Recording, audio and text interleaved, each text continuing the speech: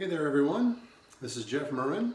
Thanks for joining me in our continuing discussion of the Odyssey, specifically the Robert Fagel's translation of the book. And in this video I want us to look at book 7, which is titled Fascias, Halls, and Gardens. Okay, so yeah, a lot of this is a description of King Alcinous' palace and all the grounds around it. Described almost in an Eden-like fashion, this place where trees are consummately in bloom and more than they could ever need is just on there. And those are all gifts of the gods taking care of these people. They are very favored by a god, specifically that god being Poseidon. We will see Xenia again at play and this working in Odysseus's favor. We will see also Odysseus informing them of how he landed on their island, which we know that. We know about Ogygia, and that's Calypso's island where he was held captive. We find for 7 years he was held captive there with her. We get to see that, how they're so quickly ready to help him and take him home. All right, so I'm going to read some specific things to you, give you a little bit of commentary as I usually do, and let's just go ahead and get right to it. There is a character mentioned on the very first page, on page 179, called Eurycleia. All right, and she is someone who, it's similar to what we've seen with, let's go all the way back to the Iliad, with Achilles and Agamemnon fighting over Briseis once Chryseis was taken away from Agamemnon. This ownership of females by males. All right, you can see this about line 9 where it says Eurycleia, the old woman who'd come from Arete years ago when the rolling ships had sailed her in and the country picked her out as King Alcinous' prize. She was his prize. For he ruled all the Phaeacians. They obeyed him like a god.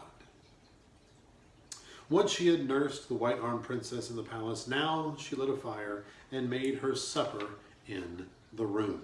All right. So her Nausicaa's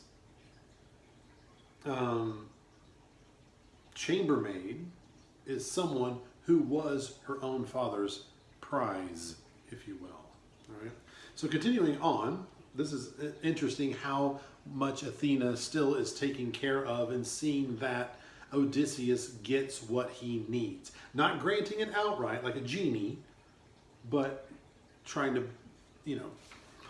like when you go bowling before you know what you're doing, like little kids, and they put those little bumpers up so the bowling ball doesn't just go right into the gutter. Okay, it's almost like she's doing that, hurting him in these certain ways to make sure that he gets where he needs to get and talks to the right people he needs to talk to. Of course, it doesn't put any words in his mouth. That's all still up to him, but really doing a lot to benefit him here. At the top of page 180 it says, at the same time Odysseus set off towards the city. Pallas Athena, harboring kindness for the hero, drifted a heavy mist around him, shielding him from any swaggering islander who'd cross his path. Remember, they were kind of salty dogs, gossipy, they were described as in the past book. Okay, shielding him from any swaggering islander who'd cross his path, provoke him with taunts, and search out who he was. Instead, as he was about to enter the welcome city, the bright-eyed goddess herself came up to greet him there, for all the world like a young girl holding a pitcher, standing face to face with a visitor who asked. Okay, he goes and says, little girl, how do I get to where I need to be? All right, so if you remember, Nausicaa says, hey, you can go in the city on your own. I don't want you to follow me because I don't want people gossiping about, what is she doing with this strange man, all right? And you could even get directions from anybody, even a little child. Well, here is that little child, but it's actually Athena herself, all right? So Athena is the one who's going to give him directions and kind of give him a little more advice on how to approach the royal couple. All right. You can see this down around, let's say, line 35. It says, the men here, this is Athena as a girl talking, the men here never suffer strangers gladly. The men here never suffer strangers gladly. Have no love for hosting a man from foreign lands. All they really trust are their fast-flying ships that cross the mighty ocean, gifts of Poseidon. Ah, what ships they are, quick as a bird, quick as a darting thought. Okay, so here's the deal. We know that she describes, Nausicaa describes the men of her island as men who are not really open to new things. They'll gossip. Who is that guy? What is he doing with the princess? And what's she up to? Blah, blah, blah. You know, and they don't take kindly to strangers. They themselves, these salty seafaring guys, are not the ones to offer Xenia. So, since they aren't, Athena's going to take care of him, so there's no trouble there. And so he can get to the king, who is described as generous. So the king is described as generous. The people are not described that way. So she's going to help him navigate through the people to get to those generous folks who are going to help him. Okay, that's important, I feel. All right. Continuing on, it says, and Pallas Athena sped away in the lead as he followed in her footsteps, man and goddess. But the famed Phaeacian sailors never saw him. Right in their midst, striding down their streets, Athena, the one with the lovely braids, would not permit it. So he's going through the city undetected because that is what Athena wants. It says, the awesome goddess poured an enhanced mist around him, harboring kindness for Odysseus in her heart, and he marveled at how the balanced ships and havens, the meeting grounds of the great lords and the long ramparts looming, coped and crowned with palisades of stakes, an amazing sight to see. So he's just walking through, looking at all this amazing stuff everywhere, and just taking it all in, and no one notices because Athena has a mist around him that makes him invisible to everybody else, so there's no trouble. All right, so around line 61, okay, we get to hear about Queen. The queen's name is Arete. The queen is the first you'll light on in the halls. This is Athena as a child giving some advice to Odysseus. The queen is the first you'll light on in the halls. Arete she is called, and earns the name. She answers all our prayers. She comes, in fact, from the same stock that breeds our king Alcinous. Okay, skipping a few lines, lovely matchless beauty, on and on and on.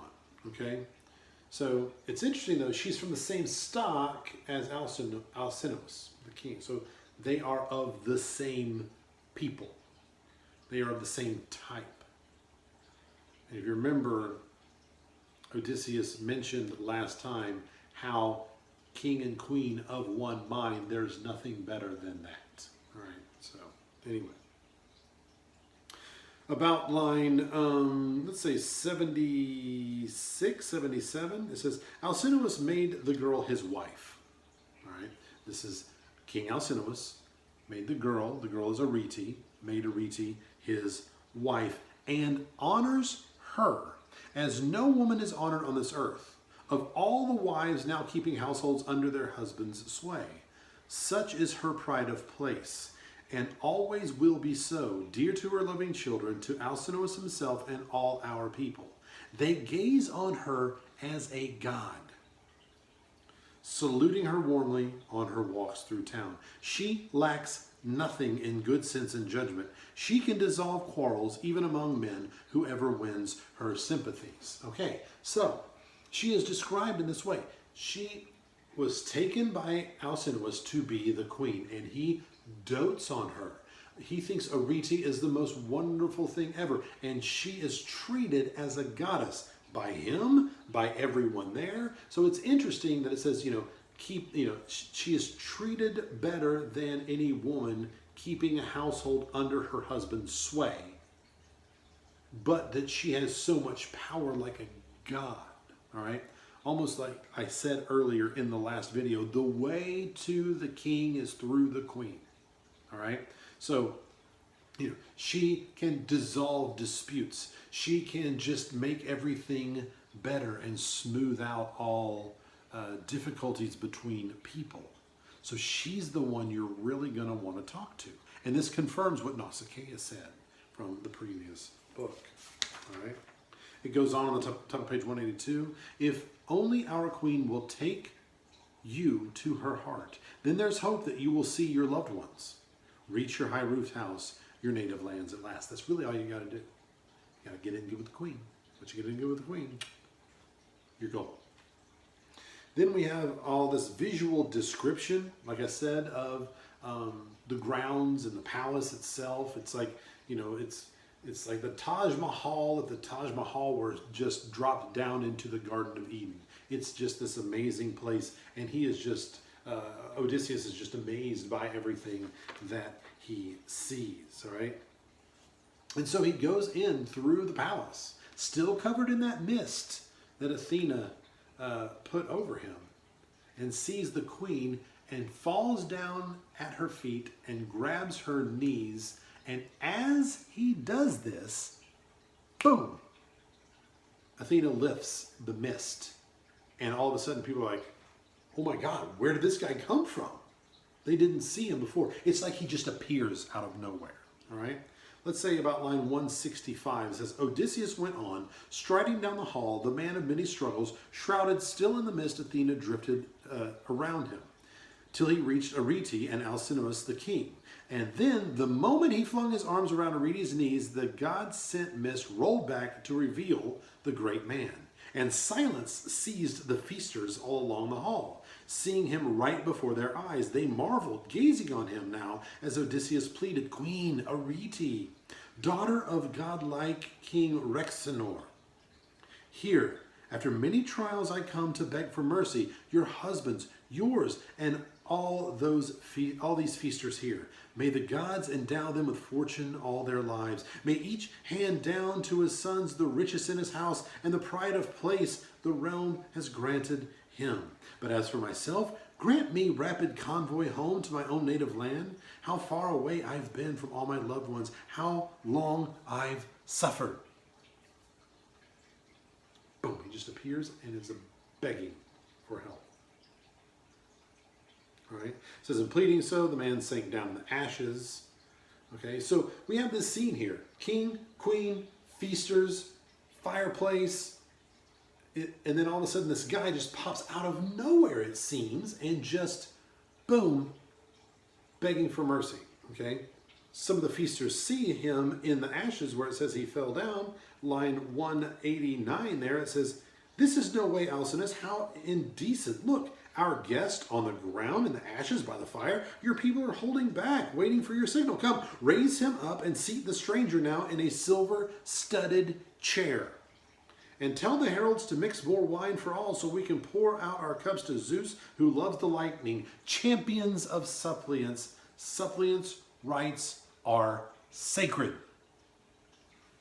Suppliants' rights, people who are begging for us and bowing before us, their rights are sacred. Again, how different we are today. The beggars, the suppliants, their rights are sacred. Okay? Most of the time we drive right on past them and don't even give a second thought to them. All right. Alcinous, continuing this, let's say line 221 there on page 185. Hear me, lords and captains of Phaeacia, hear what the heart inside me has to say. Now our feast's finished, home you go to sleep, but at dawn we call the elders in full assembly, host our guest in the palace, sacrifice to the gods, and then we turn our minds to his passage home. So under our convoy, our new friend can travel back to his own land. No toil, no troubles, soon rejoicing, even if his home's worlds away. And on the way, no pain or hardship suffered.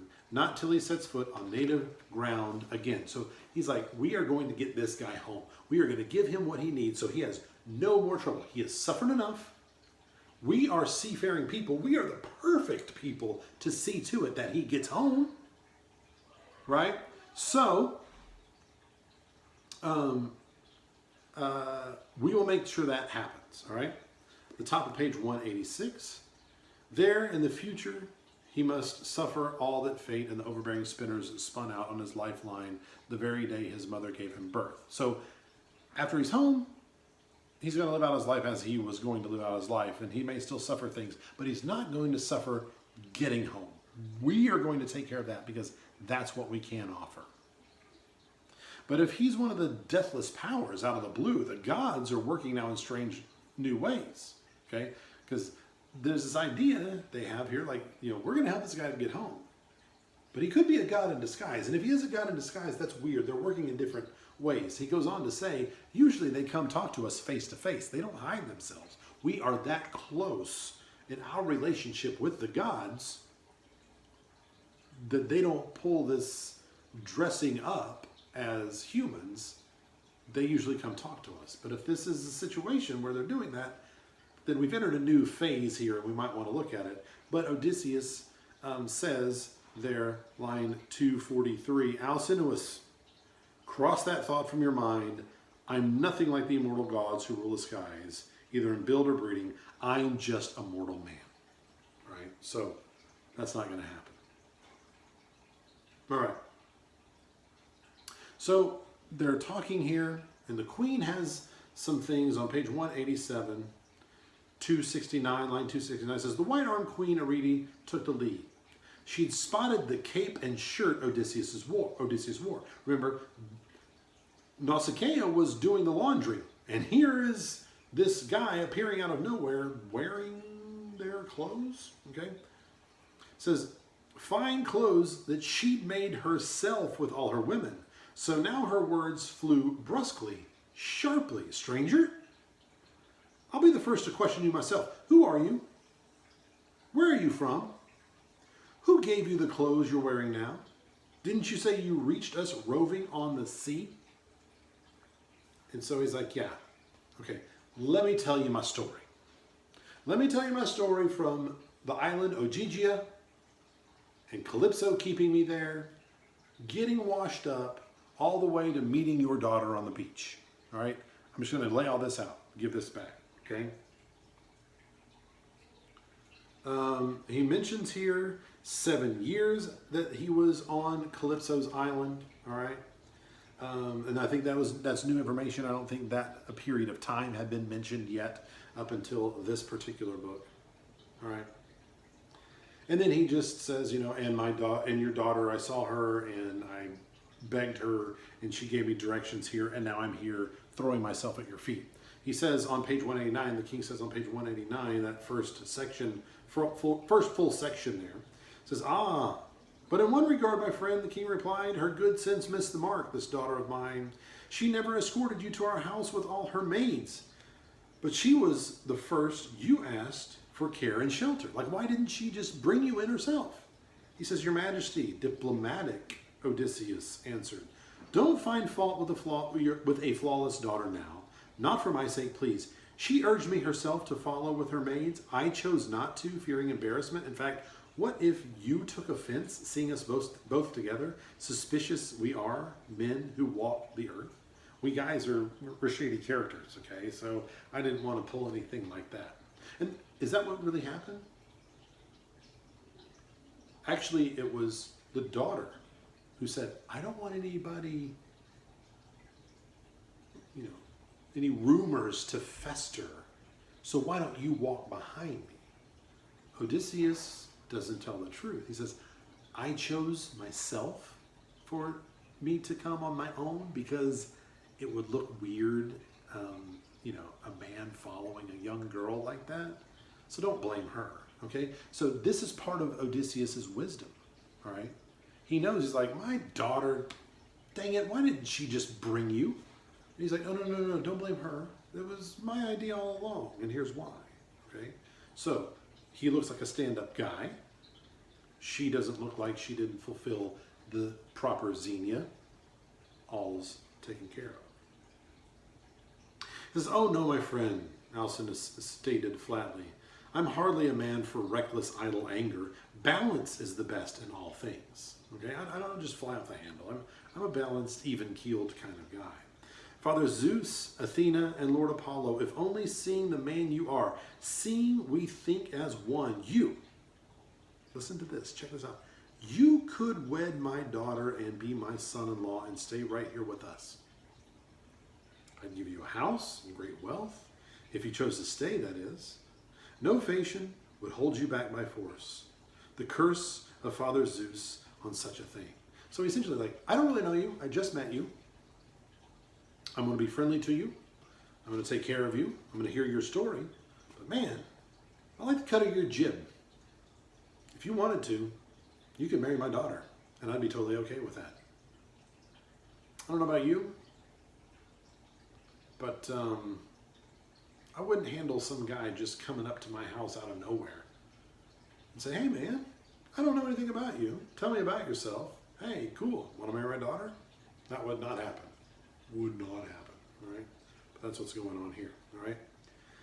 He says, "And about your convoy home, you rest assured, I have chosen the day, and I decree it is tomorrow. And all that voyage long, you'll lie in a deep sleep. And while my people sail you on through calm and gentle tides till you reach your land and house or any place you please. We'll get you there, and you won't even have to worry a thing about it. You'll be asleep the whole time. No sweat." All right. Anyway, keep all of these things in mind as you continue to read. As you read Book 8, annotate Book 8, develop your own thoughts on Book 8. Again, then meet me back here, and I'll give you my thoughts on Book 8. All right? So, until then, and as always, happy reading.